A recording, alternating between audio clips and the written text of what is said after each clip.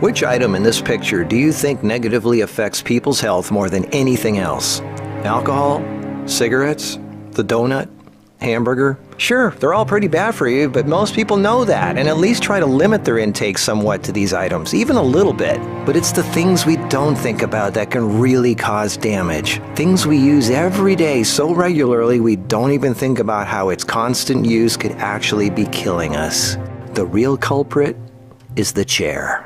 We were given legs for a reason. Most third world cultures don't even have chairs, and they walk an average of 10 miles a day. We in the modern world, on the other hand, spend most of our entire waking days sitting down. People go right from bed to sitting on the toilet, after which they sit at the breakfast table, then they sit in the car as they drive to work and spend the entire day sitting at a desk, only getting up to sit in the toilet and in the cafeteria. Then they sit in the car to drive and sit at the local bar for happy hour. Then when they've had enough of that, they go drive home and spend the rest of the day sitting in a comfortable chair watching TV before they crawl to bed to recover from all the physical exertion that day. And when people go out, they sit at a restaurant or a movie theater. Sitting all day is far worse for you than you might think. A 2010 American Cancer Society study following over 123,000 people from 1993 to 2016 found these alarming results. People who were inactive and sat for over 6 hours a day were 94% more likely to die during the time period studied than those who were physically active and sat less than 3 hours a day.